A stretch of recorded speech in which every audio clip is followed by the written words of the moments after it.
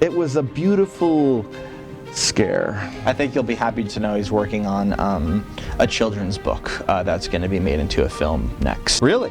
Yes. Would you hold my hand? For the right amount of money. Yeah. Yeah. Hey, George, can you bring him his coffee? George Harrington, everybody. Folks, this is George Harrington. You can take whatever you want. It's crazy. But you leave me my monkey.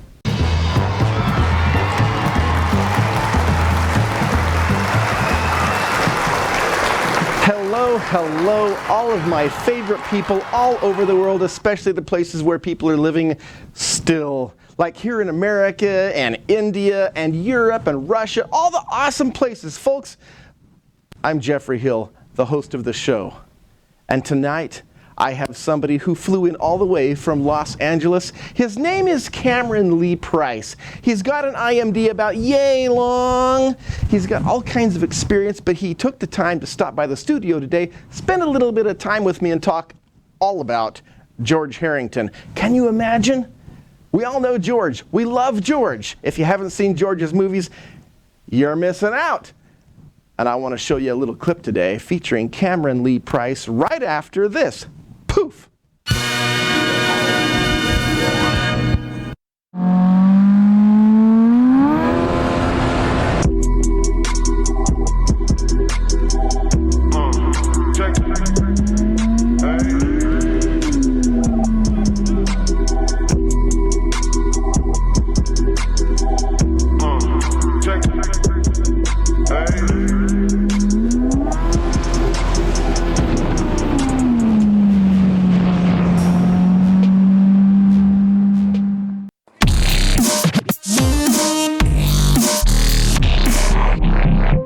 Hi, I'm Joe Zamataro for PwC Muscle. Hey guys. Hi guys. Hey guys. Hey guys. Hey guys. Hi.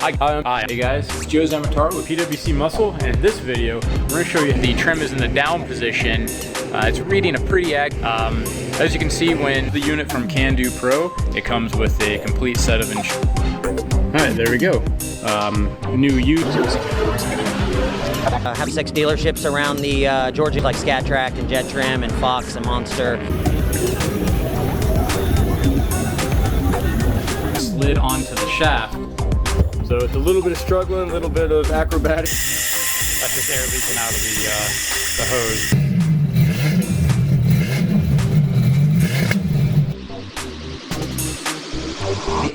P3 Labs Spark Ramp Kits.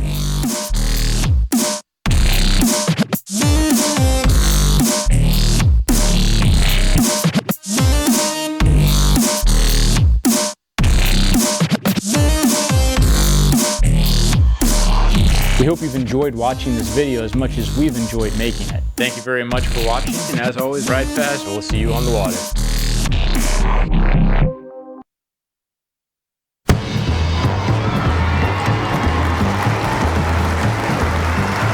Welcome back. I completely love jet skiing. If you haven't gone jet skiing before, I think you ought to do it. Jet skiing is awesome. Welcome to the show, Cameron. Thank you for having me. I am very, very glad you're here today. How was that flight from Los Angeles? It was good. I actually ended up missing my first one, but I was able to make it on another flight the same day, thankfully. And was it your fault you missed it, or did they like mess up and have to give you first class seats? They actually overbooked the flight, yeah. Ooh, so you did get first class seats. Yeah, it was a happy mistake, I would like to think it was. I know, that's the best part about missing your flight. Indeed. And the free pretzels. I'm hoping that someday I miss a flight to like Asia, so then I can get like the extra first class where it has the bar, you know? There you go. And the dance club inside. That's a long flight to Asia, so it would probably, the extra room would come in handy. Although at my age, it's probably going to be sleeping the whole time. That's good too, though, actually. Most definitely. So you've been in all kinds of movies. So tell me a little bit about this. Like, tell me the truth now. So, I first got my chance at acting when I was 11 years old. I first did a play at my middle school. I was in The Adventures of Tom Sawyer, and I was Tom Sawyer himself. Seriously? Indeed. You're just like a man after my own kind. The same thing happened to me in middle school. Really? Yeah. Love it. They're like, oh, you can be Tom Sawyer. I did an audition. I think the teacher had a crush on me. I auditioned. And Ooh, I that's passed. even better. Indeed. So, after I graduated high school, I started taking many acting classes. I started going to school for journalism as well as a major in theater. And Teaching how to lie effectively. Indeed, yeah. Life experience does that as well.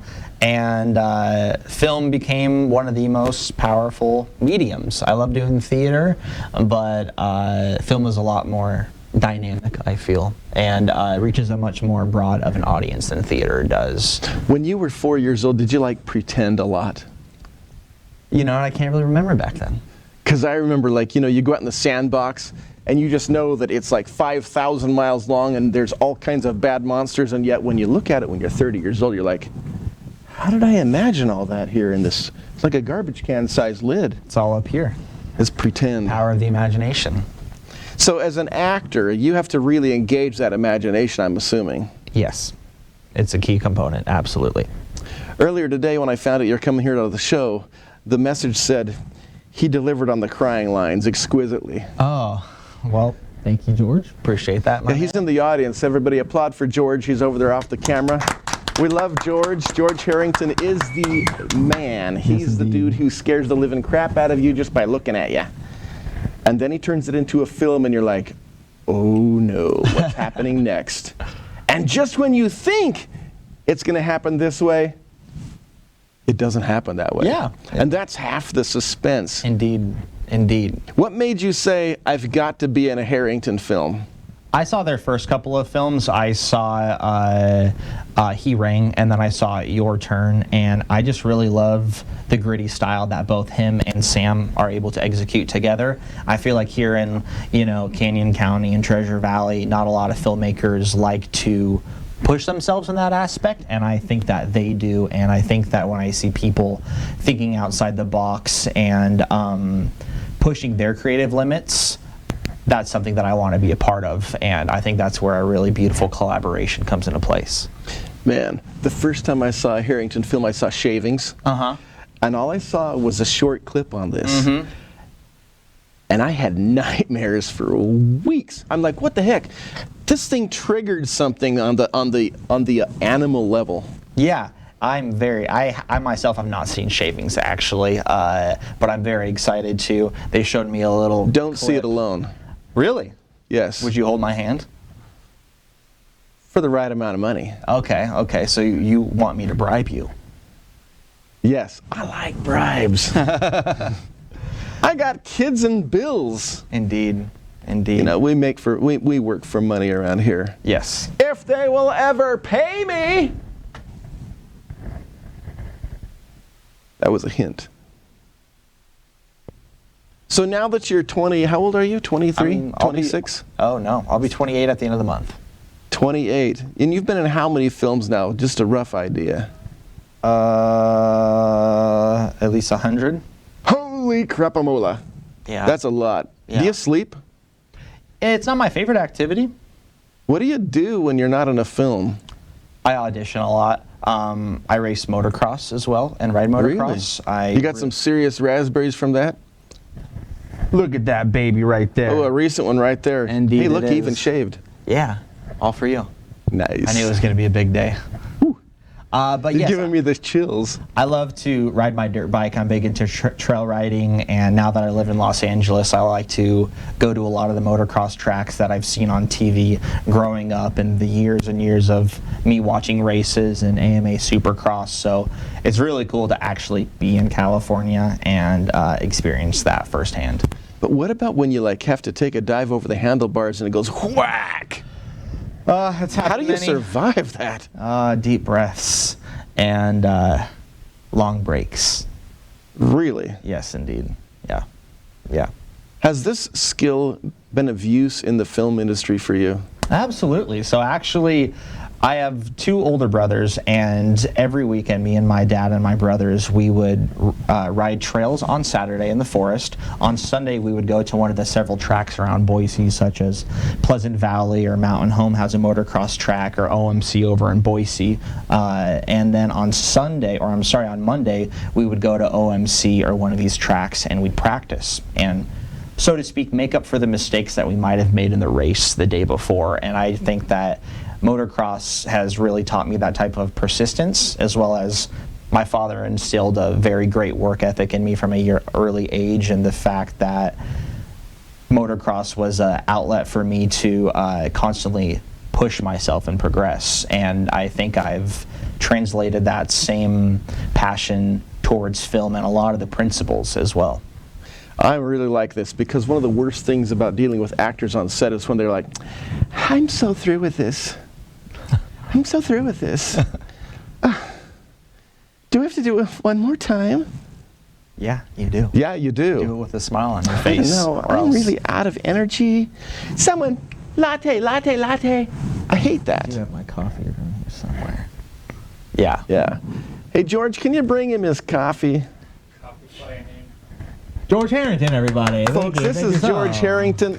Bow to the camera. Look, he's wearing the classic Harrington socks, the quintessential required Harrington shorts. I don't think I've ever seen George wearing anything but shorts. Very good. Very good. You feel much better? More refreshed? I do. I'm alert and awake. That is incredible, because you know what I feel like right now? Huh. I feel like a TikTok. You feel like a TikTok? Yes! Poof!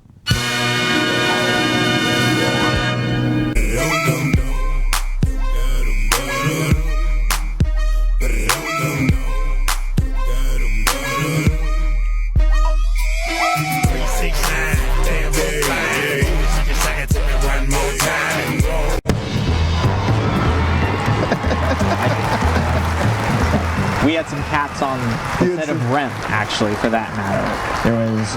Well, let's talk about that a little bit, those that. cats. How do you hire them? How do you hire a cat? Oh, you see, these cats were actually part of the set design for this particular location in Rem.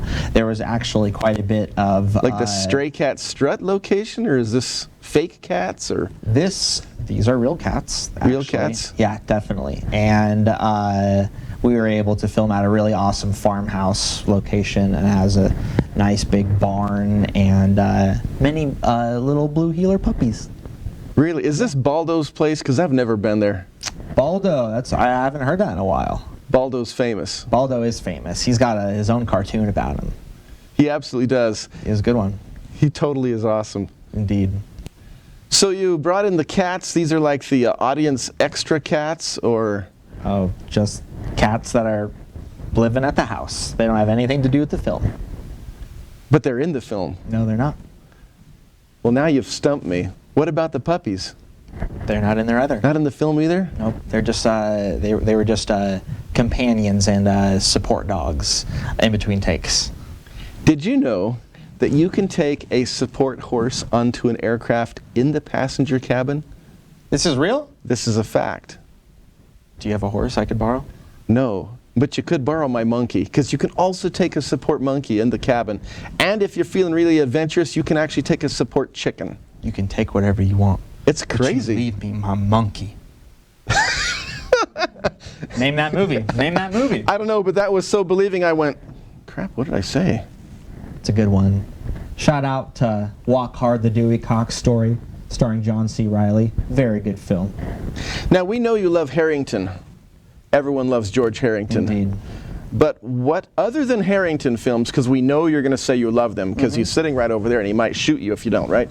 But other than the Harrington films that are so awesome, what was your other favorite films? That I've done? Yeah, tell me a little bit about that. Oh, geez. What roles did you play? So a story that I'm really excited about actually is called Potato Dreams of America. It is directed by Wes Potato Hurley. He is from Russia, and it's a very interesting story. It's based on it's an autobiographical story that he directed. And back in the day, his father was abusive towards his mother, and his mom told him, if you hit me again, I'm going to leave you. And he did, and so she left him. She actually joined a mail order bride site and met a man over in Seattle. And this is true? This is all based on a true story, and he flew over his mother as well as him from Russia, and she married this person. And years later, things go on. He really hates this person. He does not like James, which is the person's name. And Potato, he comes out. He's a gay man. And this whole story is about his journey. And it premiered at South by Southwest. And what role did you play in this film? So I was actually a smaller role, but I was one of the boys that he hooks up with. There's a montage scene, but I think the whole entire film in itself is beautiful. I think those are kind of the stories that I like to be a part of that make a difference and strike a nerve with a lot of people. Very nice. It's Yeah. making my seat like shrink on me. Interesting. Yeah, Yeah. like- Yeah. So that's one of them, but also I'm very, I made my television debut in 2017 when I was on the Wonderland Murders, and that was based on a true story. I played Michael James Kirkland, who is an actual murderer. He's currently sitting in Oregon State Penitentiary right now for killing Jamie Lynn Larson on Christmas. Do you look slightly like him? You know what? They had me shaved and they put glasses on me and they slicked my hair back. I look like a total weirdo. And my dad said he was convinced. So if my dad was convinced, I think that's a pretty good sign. Yeah, because who knows you any better than your parents? Indeed, yes. Nobody. No. So now you're here in Ontario, Oregon, Yep. where there's 18 pot stores. Yeah. It's ridiculous how many Is there that are. how many there is? Exactly. Oh, there are so many. It's unbelievable. There's quite a bit over They're in LA supplying as well. all of Idaho with pot. So. Yes, absolutely. They're coming across the border for it. Yeah, definitely. Absolutely. And you were here, you shot a film called REM. Yes, I did. Is that like sleeping REM? It's correlated to that, yeah. My character is very sleep deprived and haunted and is trying to escape a very, very dangerous, I don't know, is it an entity? Is it... You'll just have to watch and find out. When people cast you, do they seem to cast you for the weirdo roles? You know, in my commercial career, I am typically one of the roles that gets exploited in terms of comedy. Producers love my big ears, and they like it when I'm They wiggle. I saw that in Harry Potter. and so yeah, they like to dress me up in all sorts of weird stuff, and but I'll also really take a lot of pride in it as well. In being the really odd. Do you know that one movie called Con Air? Yeah, of course. Where the guy's like in the whole mask because he's absolutely totally calm. You're like, how could this guy be the worst guy ever? So they would cast you for that kind of role, right? It's a wide spectrum. I go for I don't the know what you call him. weirdos. He's got the crazy eyes and everything. Yeah, it's all. No role is ever the same. That's the awesome part about being an actor. Definitely. Always different. Yeah, it always keeps you on your toes. How do you, I mean, obviously as an actor, you got to memorize lines. Mm-hmm. What's your trick for this? I think that it's important to memorize the intention and what is going on in the scene and what your character is looking for. And it's also very important to know what happened before this scene, or what Michael Shurtleff likes to call the moment before. The awareness of where your character is coming as well as where your character is going is very important. As people, we're always constantly in between, you know? After this, we're going to go to Idaho Pizza Company and we're going to get some dinner. So this is currently my in-between destination right now. So I think that it's not so much about memorizing everything word for word. I think that if you have a great director as well, they give you the flexibility to explore your character, which is really important. And that's what I really enjoy about working with Sam as well as George, is I've made many suggestions, and Sam always takes them in very good graces. And Who's Sam? Sam Patzer. He is the director. He is the cinematographer. He does all of the composing for Your Turn and Rem and He Rang and Shavings. Holy cow, this guy's a talented dude. Yeah. Him and George are both powerhouses together, and I think that they make a fantastic team. And I haven't met him before. We'll have to have him come to the studio. It's like I feel so close to him. It's like he's like with me, but so distant. That is incredible. Well, we're going to have him come to the studio one of these days. Definitely. Yeah, he's a Sagittarius, if anybody was curious. He was born in December, So when you're sitting there working with George, you said you don't really memorize the lines. You kind of got to know the before and you got to know the after. The problem with that is that every single time George does a film, the after is like the unexpected. So how are you supposed to prepare for something you don't even know is going to happen? That's the beauty about it. You got to stay in the moment.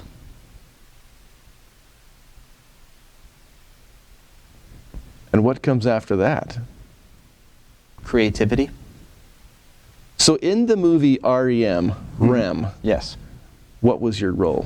I played the role of Trevor, who is being haunted by this presence that started haunting his grandfather back when he was in the war in the barracks over in Munich, Germany. And And he follows him into his grandson. yeah, this character or this presence is kind of living within my grandpa. And I don't want to give too many things away, but some things happen and this presence starts to chase me as well. Oh my gosh. Yeah. That sounds like I dreamed that last night. It was miserable. Really? Oh, seriously scary. Every single time I see a Harrington film, I'm telling you, Wow. either I'm really psycho or something, or it just scares the crap out of me. Because I watched them, an episode published a while back of the show, and I went, oh my gosh. And I had nightmares again. Mm-hmm. It was a beautiful scare. I think you'll be happy to know he's working on a children's book that's going to be made into a film next. So I think that'll be right up your alley. Perfect. A children's book with a happy ending. Yeah, not that type. For sort of like happy ending. a Friday the 13th Jason kind of happy ending. Yeah, if you will. Yeah. Perfect for today's kids. Indeed. We got to keep them on their feet. We got to give them what they want. Most definitely. So we have a clip here, and I can see that it's queued up on the screen. It includes the time code, which says that it's a very, very rough version. That it is. But Harrington is a risk taker. We know this. So today he brought us a rough clip. What are we going to see here? What should we be watching for? You're not going to see me. I am not in this clip. This is a very climactic moment in the script. It features a fantastic performance with Abe Alford, who's one of the best actors in this area, I would say. He's moving to Atlanta later on this year with Steven, who is also in REM with me. He plays the role of Max. And in this clip, Tyler is Abe's character's name. He finds himself in a very bad situation with some very menacing people, and I think the best thing to do is to feast your eyes and see what happens next. Let's take a look. Roll the clip.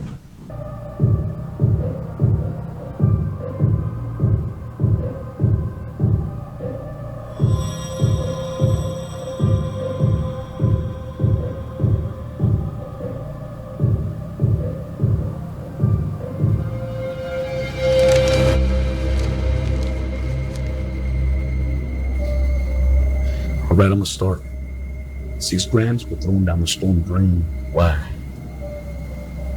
Our guy got followed by a patrol car, so he dumped the inventory so no one could find him. So he really didn't Yeah, have a let me choice. guess. Same skinny fuckhead that keeps giving discounts on that whatever bullshit this is? Discounts? You know what the fuck I'm talking about? See, out of all the fucking drops that we do, Ontario is the one that keeps coming up short. Sometimes it's 50, sometimes it's 100, but that fucking shit's starting to add up. I've never noticed this once. Yeah, well, we have. And this little motherfucker that you decided we put on payroll, this motherfucker's dealing out in broad Look, daylight. he got jumped today, and he made sure every last fucking cent was covered, okay? ¿No se amarran en la calle? ¿Y cree que es? I don't know.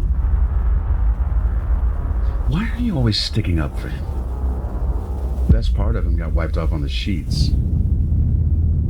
2 most important things: time and money. Anything that weighs one of those things is a liability. Anything that weighs both doesn't get to do it twice. And right now, you're costing me money when you don't keep him in line.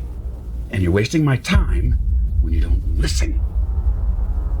I have more important shit to do than worry about how you deal uppers and downers in the armpit of fucking Oregon.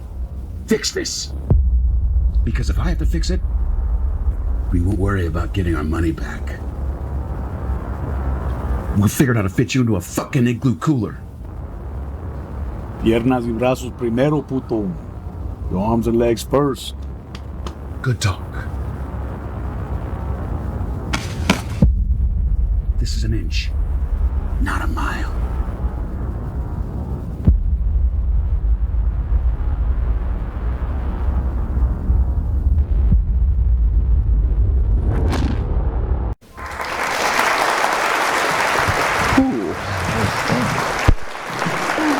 Your heart beating a little bit? I don't think I want to see those guys on a street in the middle of the night. I don't blame you. I also think that this is very Breaking Bad.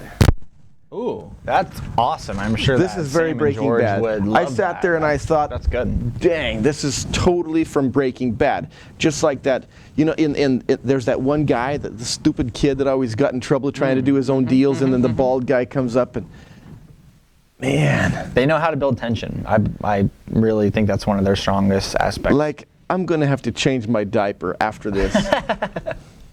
When you're 55, you have these issues. When you gotta go, you gotta go. Hey, why wait? Indeed. No, seriously, this is a Breaking Bad right there. I was loving this. I saw every single episode of Breaking Bad, and I walked away going, oh my gosh, how much is this real life? And then he's like, we don't do that stuff here in Ontario. This isn't some big city thing, blah, blah, whatever he said. I can't remember the lines. I'm like, you know, that's only 7 miles away. Yeah. Yeah. There's 18 pot stores over there. You know there's some sort of underground going on. You're 7 miles away from the armpit of Oregon. Congratulations. I am going to call my friend in the city council. There's got to be something done about this. Yeah, I'd hope so. Incredible. Thanks. Yeah. Yeah, that's all their handiwork. Well, that's what you came here for. I really want to see a clip with you in it, but we'll have to look at that next time. Yeah. Yeah, I know that Sam's going to be hard at work editing that probably this week because he's a madman who never stops, and I'm really looking forward I have to meet this guy. Yeah, definitely. I don't know if he wants to meet you, though. Is the thing. You know, maybe we have to pay him. So you're going to be here for the premiere for this film. I believe that's on October 20th. Yep. I'll be coming in from Los Angeles again and flying in again, first class. I believe Shavings is also going to be playing at this event as well, so you'll have another nightmare. Well, what I'm going to do is I'm going to sleep for a week ahead of time, so that after I don't actually need any sleep for 4 or 5 days. Yeah, and you'll just be like my character Trevor in Rem basically after that. Yeah. Yeah, up for days. On end. Taking afraid to Adderall. close my eyes. Yeah. Yep, that happened. Where'd you get this suit at? I like this. I bought it at Penny's. Pennies? The JC Pens? JC Pens, absolutely. Penny. Love it. They got all the good stuff down there. It fits you well. So you're coming up for the 20th on October. That I am. We're going to be watching Shavings. Yep. He Rang. I'm assuming you're going to see the infamous Belafontes because we get to look at. I'm not entirely certain. I haven't seen the whole schedule. And then we're going to see this film, REM. Yeah. I'm not sure if Your Turn's going to be playing as well. Is it? No? I don't know. What's that? If we have room. Yeah. I'm thinking Infamous Belafontes. It doesn't really fall under the Pain and Panic umbrella. So, but it is a very good film. So if you're sitting there at home saying, what am I going to do on October 20th? It's not quite warm enough to go outside, but it's not snow season yet either. It's kind of like that limbo time when you say, man, all I've done is work. This sucks. Like you put your jet ski away, but you can't get your skis out yet. Just pick up your phone, go to Expedia.com, get yourself an airplane ticket to Boise, Idaho. The trip from the airport to the premiere evening is really easy. It's like a $10 Uber. Who can't afford that? So make sure you put that in your calendar, October 20th, 2021. Come to see all the George Harrington films. Get the living heebie-jeebies scared out of you. Join me, Geoffrey Hill, on the stage because I'd love to chat with you. Cameron Lee Price is going to be there, right? Yes, indeed. It's going to be a very, very exciting time. I've really had a great time having you on the show today. Thank you so much. Those of you at home, like I said, get that visa out, make it go shing, ka-ching, buy the tickets. Join me at George's premiere, October 20th. Until that time, friends, family, and incredible alien life forms, I love you all.